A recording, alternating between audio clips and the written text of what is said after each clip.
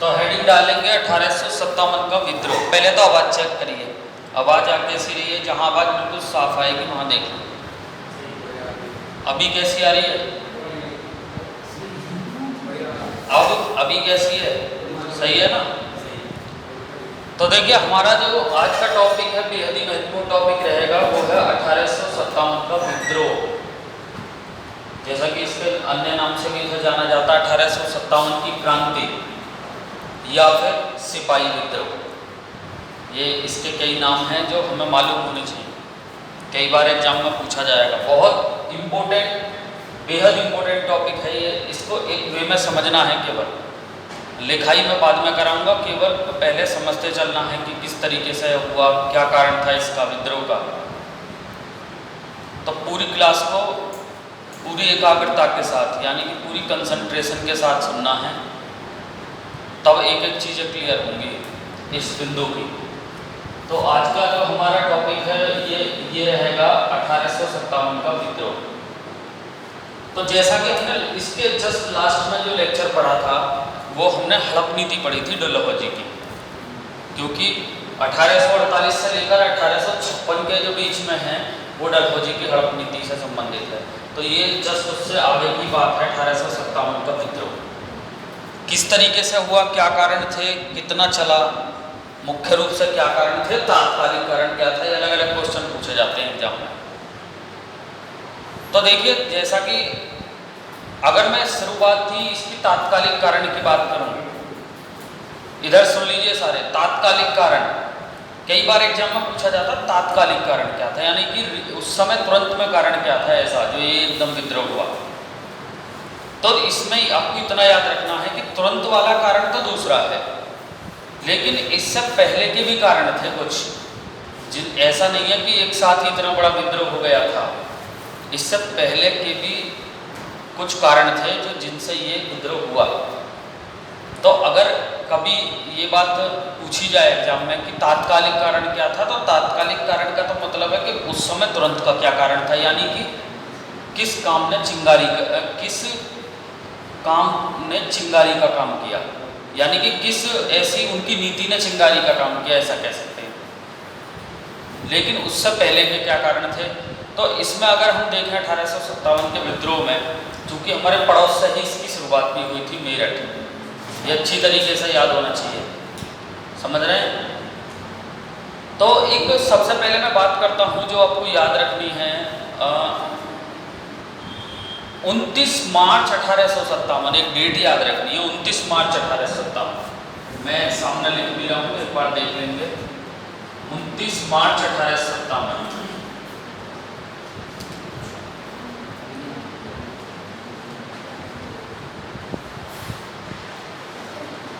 Student, ये जो 29 मार्च 1857 है, ये डेट आपको मालूम होनी चाहिए, क्योंकि अगर हम 1857 की क्रांति पढ़ रहे हैं तो ये कहीं ना कहीं पर पहली ऐसी तिथि है जहां से इसकी एकदम कह सकते हैं मोस्टली शुरुआत हुई। इस विद्रोह की नींव, रिसेंट में नींव कह सकते हैं, वहां से इसकी शुरुआत हुई। 29 मार्च 1857 का जो तिथि है ये आपको याद होना चाहिए। रीजन क्या है? 29 मार्च 1857 मंगल पांडे, जो कि एक सिपाही थे, हमेशा याद रखना है, कई बार पूछा जाता है कि मंगल पांडे किस रेजिमेंट के सिपाही थे, तो 34वीं NI रेजिमेंट के सिपाही थे, ये हमेशा याद रखना।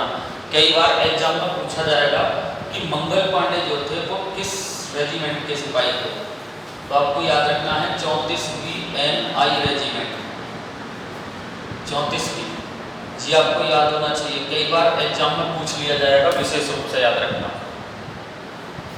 तो जैसा कि मैं 29 मार्च की बात कर रहा हूँ, 29 मार्च 1857 को क्या हुआ कि मंगल पांडे ने सर्वप्रथम जो अंग्रेजों के द्वारा उपलब्ध कराए गए एक कारतूस थे, जो कि राइफल में चलते थे, कारतूस थे, उनको प्रयोग करने से मना कर दिया था। तो ये वो डेट है स्टूडेंट, 29 मार्च 1857, जब सबसे पहले मंगल पांडे ने उन कारतूसों को राइफल में चलाने से मना कर दिया था। ये वो डेट है। तो कहीं ना कहीं रिसेंट में जो शुरुआत हुई इसकी मुख्य बिंदु की वो ये है। मंगल पांडे एक सिपाही थे जो कि 34वीं इन्फेंट्री के एक सिपाही थे, जो याद रखना। कई बार एग्जाम में पूछा जाता है। एक बार उसका रेवेन्यू इंस्पेक्टर का परीक्षा थी उत्तर प्रदेश लोक सेवा आयोग की, उसमें भी ये क्वेश्चन पूछा गया था कि मंगल पांडे किस रेजिमेंट के सिपाही थे। 34वीं एनआई रेजिमेंट कह सकते हैं, तो उसके सिपाही थे। ठीक है, इन्होंने मना कर दिया। मना क्यों किया? क्योंकि उन्हें मालूम पड़ा कि जिस कारतूस को वह मुंह से काटना पड़ रहा है, जिस कारतूस को चलाने से पहले मुंह से काटना पड़ रहा है, उस कारतूस में सूअर और गाय की चर्बी का प्रयोग हुआ है। इसीलिए उन्होंने उस कारतूस को चलाने से मना कर दिया। इस बीच में झगड़ा भी होता है। तो फिर होता क्या है, बहुत ध्यान से सुनना। ये जो मंगल पांडे हैं, इन्होंने वहां 1-2 अधिकारियों की भी हत्या कर दी इस मामले में। यानी कि वहां 1-2 अधिकारियों की हत्या भी कर दी। जब आप जानते हैं छोटी मोटी लड़ाई सी होगी तो वहां 1-2 हत्या भी कर दी इन्होंने। इसी कार्य के विरोध में अंग्रेजों ने क्या किया, डेट याद रखनी है, 8 अप्रैल 1857 को मंगल पांडे को फांसी दे दी गई। बहुत ध्यान से सुनिए, बिल्कुल एकदम पैनल वाइज समझना है। 8 अप्रैल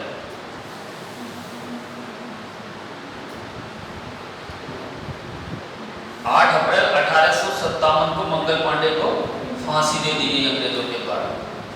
स्टूडेंट बहुत एक वे में याद रखना है। और मैं इस बात को कह सकता हूं कि बिल्कुल इस बात को कहने में कोई संदेह नहीं है कि अगर इस वीडियो क्लास के माध्यम से एक बार भी इस लेक्चर को पूरा देख लिया, किसी भी किताब को इंडिया में पढ़ने की जरूरत नहीं पड़ेगी। रिवोल्ट ऑफ 1857 पढ़ने के लिए किसी भी किताब को पढ़ने की जरूरत नहीं पड़ेगी। 8 अप्रैल 1857 को क्या होता है, उनको फांसी दे दी जाती है, इसको मंगल पांडे को। अब चूंकि उनको भले ही फांसी दे दी गई, ये बात चूंकि लगभग फैल चुकी थी, ये बात मंगल पांडे वाली कुछ जगह फैल चुकी थी, क्योंकि कुछ भारतीय सैनिकों को ये बात मालूम पड़ चुकी थी कि इस तरीके के कारतूस हैं जिनमें सूअर और गाय की चर्बी का प्रयोग हुआ है ना, जो एक आटे में मिलाकर और उसे लगाया जाता था, फिर उसे मुंह से काटा जाता था। समझ रहे हैं? तो 29 मार्च को मंगल पांडे ने विरोध किया और उसके बाद वहां लड़ाई झगड़ा हुआ, 1-2 अधिकारियों की भी हत्या हुई। उसके बाद इसी कार्य को करने के लिए अंग्रेज सरकार ने 8 अप्रैल 1857 ईस्वी को मंगल पांडे को फांसी दे दी। क्लियर? यानी कि अब आपके दिमाग में ये बात तो आ जानी चाहिए कि अगर इतना काम हुआ है तो अन्य जो सैनिक थे, या कह सकते हैं अन्य सिपाही जो थे भारतीय, उनको ये बात लगभग मालूम पड़ चुकी थी, अन्य को भी मालूम पड़ चुकी थी ऐसा कार्य हो रहा है। ठीक है, यहाँ तक मोस्टली बात दब गई थी। लेकिन 6 मई याद रखना, 6 मई 1857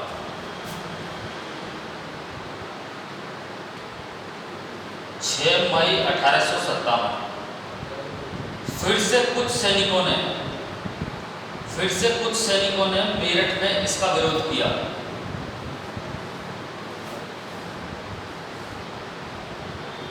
6 मई 1857 को फिर से कुछ सैनिकों ने इसका मेरठ में विरोध किया, यानी कि दोबारा से मंगल पांडे की फांसी के बाद भी। समझ रहे हैं? क्योंकि बात तो पहले फैल चुकी थी ना। तो फिर क्या होता है, अंग्रेजों ने उन सैनिकों को जेल में बंद कर दिया, कुछों को सजा दे दी, जो विरोध कर रहे थे जेल में बंद कर दिया। समझ रहे हैं? तो कुछों को 10-10 साल की सजा दे दी, कुछों को जेल में बंद कर दिया। ये जो चीज़ें हुई यहाँ पे जो हुई, ये कहीं ना कहीं सिपाहियों को अच्छा नहीं लगा, जो भारतीय सिपाही थे। ये जो चीज़ें हुई, इससे पहले ये वाली चीज़ हुई मंगल पांडे वाली, इसके बाद ये हुई। अब ये वाला जो मैटर था, इसमें वो जो थे सिपाही, उनको 10-10 साल की सजा भी दे दी गई और प्लस कुछों को जेल में बंद कर दिया गया। तो ये बात सही नहीं लगी। इसीलिए इन्होंने क्या काम किया, एक तो पहले डेट भी निश्चित की गई थी कि कब से कंप्लीट रूप से 1857 यानी कि विद्रोह जो है कब से स्टार्ट करना है, एक डेट भी फिक्स की गई थी स्टूडेंट। अगर नहीं सुनी है तो आज इसे ध्यान से सुन लें। 1857 के विद्रोह के लिए एक डेट भी निश्चित की गई थी कि भाई सीधी सी बात है, अगर एक साथ विद्रोह होता है, एक साथ पूरे भारत में यदि विद्रोह होता तो आप जानते हैं रिजल्ट या कह सकते हैं परिणाम कुछ और होता। तो एक डेट भी निश्चित की गई थी। अगर कभी पूछेगा कोई एग्जाम में पूछता है कि 1857 के विद्रोह के लिए जो एक इसके विरोध में जो एक डेट निश्चित की गई थी कि उस दिन से हमें मोस्टली हड़ताल वगैरह करनी है इस चीज़ को लेकर, या फिर हमें इसका विरोध करना है, वह डेट कौन सी थी? तो देखिए मैं अलग में लिख रहा हूँ, जरा इसे ध्यान देंगे। 31 मई 1857।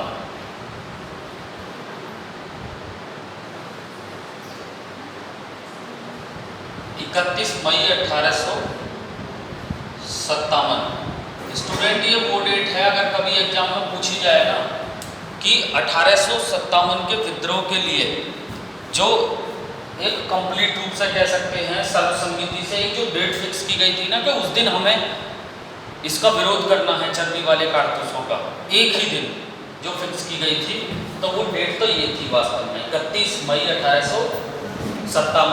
अब आपको क्या लगा? वैसे 1857 की क्रांति तो 10 मई को शुरू हो गई मेरठ से, तो यानी कि एक निश्चित डेट से पहले ही शुरू हो गई थी 1857 की क्रांति।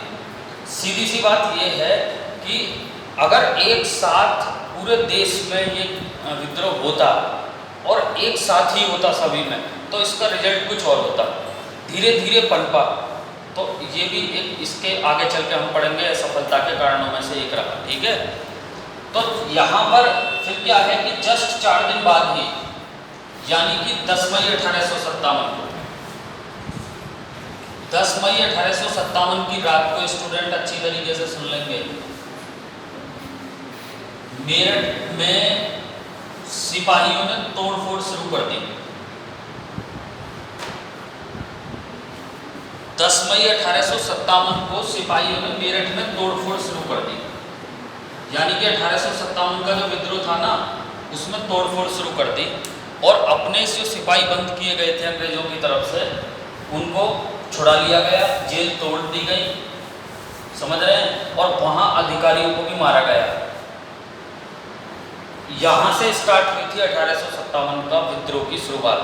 इसलिए कई बार पूछा जाता है 1857 के विद्रोह की शुरुआत कब हुई? 10 मई 1857 ईस्वी को इसकी शुरुआत हुई। कहाँ से हुई? तो इसकी शुरुआत मेरठ से हुई मोस्टली। फिर तो ये बाद में पूरे देश में फैल गया था, किस किस तरीके से फैला है उस पर भी हम बात करेंगे, ठीक है। तो मेरठ से इसकी शुरुआत हो चुकी थी। किस विरोध में हुई थी? वही कौन से? रिसेंट कारण क्या था? रिसेंट में तो वही कारण था, चर्बी वाले कारतूस का एनफील्ड राइफल का में प्रयोग, तो मेन तो वही था रिसेंट में। लेकिन अगर आपसे कोई पूछे कि अन्य कारण क्या थे, देखिए अन्य कारण भी थे, ऐसा नहीं है कि एक साथ ही पब्लिक में उबाल हो गया था। 1757 से लेकर यानी कि प्लासी की लड़ाई आप पढ़ चुके हैं, मैं पढ़ा चुका हूँ, प्लासी की लड़ाई से लेकर और 1857 इस बीच में स्टूडेंट अंग्रेजों की नीतियाँ, अंग्रेजों के द्वारा बनाए गए कानून, अंग्रेजों के द्वारा बनाए गए नियम से जनता इतनी परेशान हो चुकी थी कि उन्हें सिर्फ एक चिंगारी की ज़रूरत थी। सो वो चिंगारी का काम चर्बी वाले कारतूसों के विरोध ने कर दिया।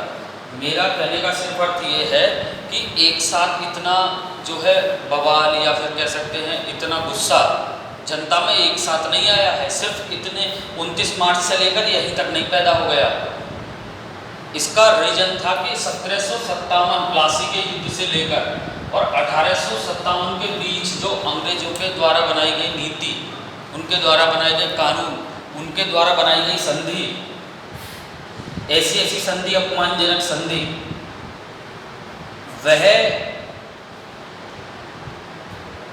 विद्रोह के प्रमुख कारणों में से एक रहा, क्योंकि लोग धीरे धीरे इनसे इतने परेशान हो गए तो सिर्फ इनको फिर चिंगारी की जरूरत थी। तो अगर एग्जाम में कभी आपसे पूछा जाए ना कि 1857 के विद्रोह का तात्कालिक कारण क्या था, तो तात्कालिक कारण था कि चर्बी वाले कारतूसों का प्रयोग करने से इनकार कर देना, ये वाला। लेकिन अगर कोई पूछे कि भाई वैसे क्या कारण थे, तो देखिए वैसे जो कारण थे हम बता तो थोड़ा ध्यान देंगे। एक तो आपको याद रखना है आर्थिक कारण। आर्थिक कारण इसका एक कारण था जो कि पहले कुछ समय से चला आ रहा था। जैसे कि आर्थिक कारणों में अगर मैं बात करूं बिल्कुल फिक्स पॉइंट की, तो आर्थिक कारणों में अगर हम देखें तो जो भारतीय उद्योग धंधे थे, जो भारतीय उद्योग धंधे थे वो अंग्रेजों के द्वारा नष्ट कर दिए गए।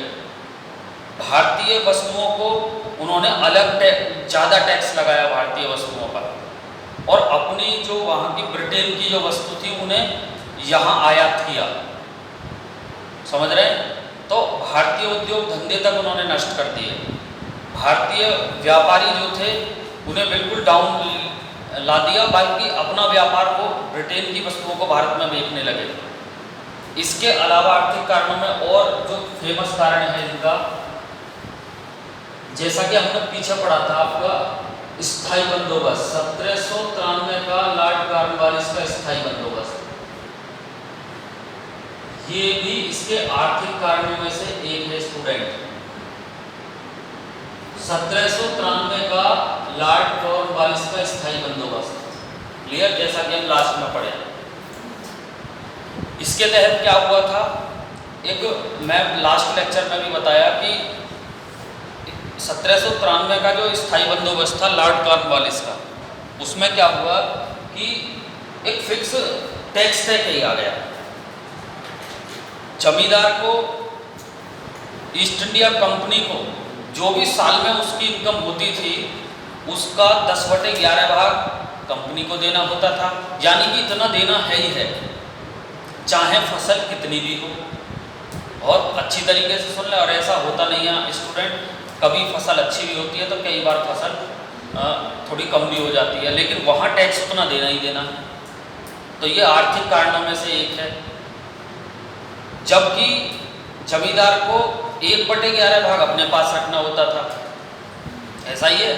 तो मान के चलिए, जैसा कि मैंने लास्ट लेक्चर में भी बताया, 1100 रुपये की कोई चीज़ें होती हैं तो 1100 में 1000 किसको देना है? कंपनी को ही देना।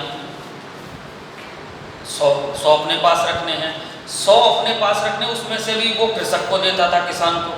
सीधी सी बात है, उसको भी कुछ देना है, वो कर रहा है, ठीक है। तो कहीं ना कहीं पर हर वर्ष अच्छी खेती भी नहीं होती है, तो ये उससे क्या है, कुछ जमींदारों की जमीन नीलाम हो गई। कुछ कृषक, जब जमींदारों की जमीन चली गई, नीलाम हो गई, तो कुछ कृषक भी घर से बेघर हो गए। समझ रहे हैं? मैं इकोनॉमिक कारण बता रहा हूँ इसके, 1857 की विद्रोह के। तो लोगों के अंदर धीरे धीरे गुस्सा पनपता रहा, इन चीज़ों से भी गुस्सा पनपा। भाई एक बात बताइए, कोई जमींदारी है पर नहीं हो पाया है पैसा, तो उसकी ज़मीन जब्त कर ली गई, ठीक है। हर वर्ष उतना टैक्स फिक्स देना ही देना है, चाहे उसमें फसल हो या ना हो। ये एक बहुत बड़ा कारण था। तो इस चीज़ से क्या है कि जो भारत की जनता थी उसके अंदर गुस्सा या कह सकते हैं आक्रोश धीरे धीरे पैदा होने लगा, ठीक है। इसके अलावा अगर मैं राजनीतिक कारण की बात करता हूँ स्टूडेंट, राजनीतिक कारण, 1857 के विद्रोह का राजनीतिक कारण क्या था, तो इसमें 2 पॉइंट आप अच्छी तरीके से याद रखें। राजनीतिक कारण में वेलेजली की सहायक संधि, जो हम लास्ट पढ़े 1798, और ध्यान से सुनिए, वेलेजली की सहायक संधि 1798, ये राजनीतिक कारणों में से एक है। यानी कि 1857 के जो राजनीतिक कारण हैं उसमें से एक है वेलेजली की सहायक संधि। क्यों? क्योंकि मैंने बताया पीछे लास्ट लेक्चर में कि इसमें क्या होता था, वेलेजली संधि कर लेते थे दूसरे राज्य से, प्रांत से, और वहाँ बोल दिया जाता था कि हम तुम्हें विदेशों से विदेशों से जो तुम्हारे शत्रु हैं उनसे हम रक्षा करेंगे, हमारी सेना आपकी रक्षा करेगी। और उस सेना का खर्च कौन उठाएगा? वह स्टेट उठाएगा, वह राज्य उठाएगा, वह प्रांत उठाएगा। वो भी कहीं ना कहीं पर क्या था, एक उससे भी कहीं ना कहीं जनता जो वहाँ के शासक थे वो परेशान हो रहे थे। क्या इसलिए नहीं रहे थे? क्योंकि मोस्टली शासन किसका था? अंग्रेजों का। तो इससे भी जनता बहुत ज़्यादा दुखी हुई। समझ रहे हैं? सहायक संधि के तहत ये भी था कि जो उसे स्वीकार कर लेता था बिना अंग्रेजों की सहमति के वो दूसरे राज्य से युद्ध तक भी नहीं कर सकता था। तो कहीं ना कहीं पर एक जबरदस्ती वाला सिस्टम सा था जिससे कि लोगों के अंदर धीरे धीरे गुस्सा पनपता चला गया, या कह सकते हैं बढ़ता चला गया। तो 1757 से लेकर 1857 के बीच में ये सारी बातें हुई। इनसे लोग धीरे धीरे अंग्रेजों के प्रति उनका अंदर गुस्सा बढ़ता चला गया। और इसके बाद रही सही कसर, लॉर्ड डलहौजी, ध्यान से सुनना है, लॉर्ड डलहौजी ने व्यापक सिद्धांत लाकर या हड़प नीति लाकर या डॉक्ट्रिन ऑफ लैप्स लाकर पूरी कर दी। जैसा कि मैंने लास्ट लेक्चर में भी बताया, इसके तहत उन्होंने क्या कर दिया? डलहौजी ने कर दिया कि जिस शासक का उत्तराधिकारी नहीं है कोई, तो वह कोई भी अन्य पुत्र को गोद नहीं ले सकता है। अब जब वो अन्य पुत्र को ही गोद नहीं लेगा तो वो जो शासक है उसके मरने के बाद वह जो संघ राज्य है या वह प्रांत है किस में विलय हो जाएगा? उसका ब्रिटिश साम्राज्य में विलय हो जाएगा। तो राजनीतिक कारणों में अगर हम देखें, बहुत ध्यान से सुनिए, ये राजनीतिक कारण है, यानी कि 1857 के विद्रोह का, बहुत अच्छी तरीके से सुन लें, 1857 के विद्रोह का राजनीतिक कारण क्या है। अगर आपसे कोई वैसे भी पूछेगा कि 1857 के विद्रोह का राजनीतिक कारण क्या था, राजनीतिक कारण यह था डलहौजी की हड़प नीति, क्योंकि वो हड़पा जा रहा था पूरे राज्य को। एक तो वो तरीके से गोद ना लेने वाली प्रथा से, दूसरा कुशासन नीति की घोषणा करके भी, यानी कि ऐसे भी अगर मान के चलिए उन्हें लेना ही है तो जैसे कि अवध का विलय कर दिया गया, वाजिद अली शाह पर आरोप लगा दिए गए, वाजिद अली शाह पर आरोप लगा दिए गए, ध्यान से सुनिए, कि आप अपने राज्य को सही तरीके से नहीं चला पा रहे हैं। तो फिर क्या हुआ? उसकी वाजिद अली शाह से अवध का जो अवध है उसका कहाँ विलय कर दिया गया? ब्रिटिश साम्राज्य में विलय कर दिया गया। तो अगर आपसे कोई पूछे कि भाई तात्कालिक कारण क्या था 1857 के विद्रोह का, तो आपका आंसर होना चाहिए कि चर्बी वाले कारतूस तो तात्कालिक कारण थे। अगर कोई पूछता है कि 1857 का विद्रोह का राजनीतिक कारण क्या था, तो सबसे बढ़िया जवाब है डलहौजी की हड़प नीति। ये राजनीतिक कारण था, इससे भी लोगों के अंदर गुस्सा पनपा। भाई सीधी सी बात है, जबरदस्ती उनके राज्य को छीना जा रहा है, समझ रहे हैं?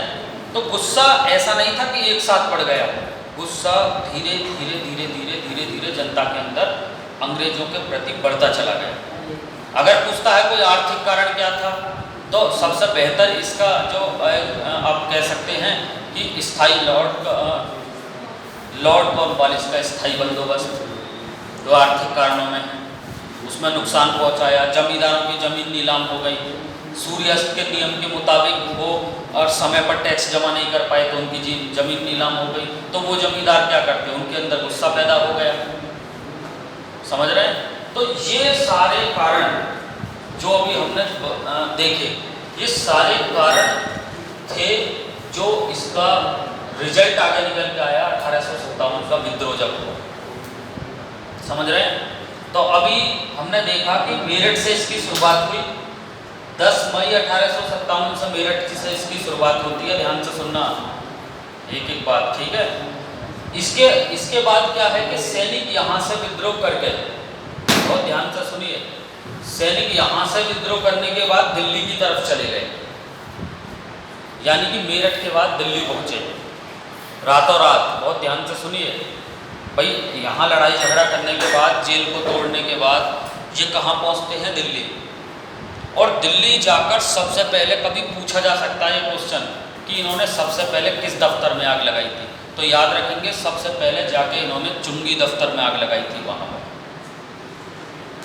यानी कि 1857 के विद्रोह के जो सिपाही थे ना, उन्होंने सबसे पहले दिल्ली जाकर किस दफ्तर में आग लगाई थी, तो वहाँ की चुंगी दफ्तर में आग लगाई थी, जो अंग्रेजों का चुंगी दफ्तर था, यानी कि टैक्स दफ्तर, ऐसा समझ सकते हैं। ठीक है, वहाँ जाकर उस समय जो मुगल बादशाह थे बहादुर शाह जफर, बहुत अच्छी तरीके से सुनना,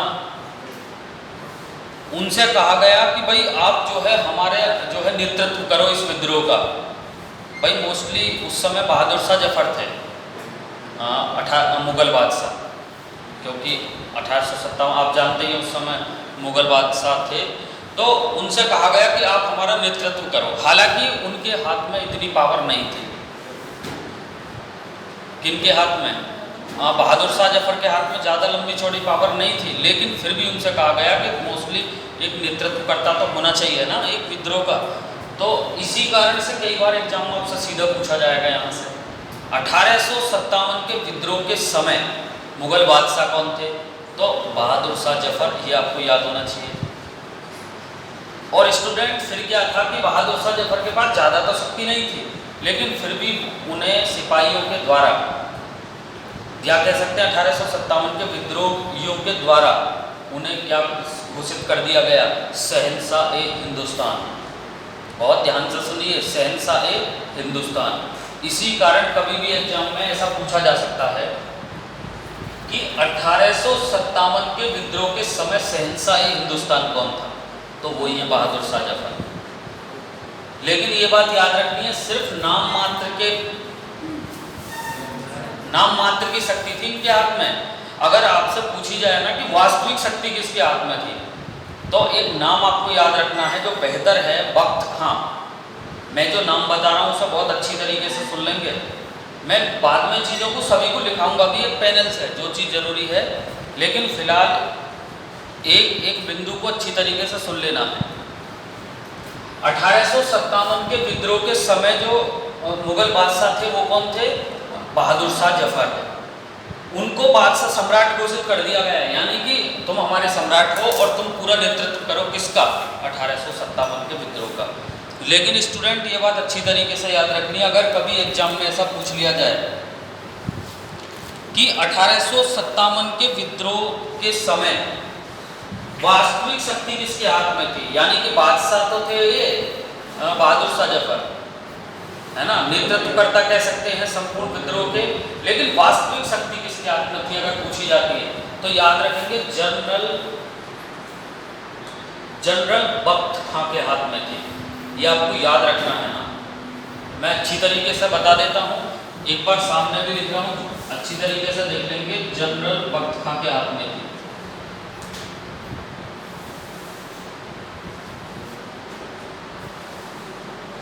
बख्त खां, ये आप नाम याद रखेंगे, क्योंकि ऐसा हो सकता है कभी किसी एग्जाम में वो बहादुर शाह जफर ना दें और इसी क्वेश्चन को कर दें कि 1857 के विद्रोह के समय भारतीय विद्रोहियों के नेतृत्वकर्ता कौन थे, और वहाँ ऑप्शन में बहादुर शाह जफर ना हो, तो वहाँ अगर ये आपको दिखाई देते हैं जनरल बख्त खां, तो ये बिल्कुल सही आंसर होगा, क्योंकि वास्तविक शक्ति इनके हाथ में थी।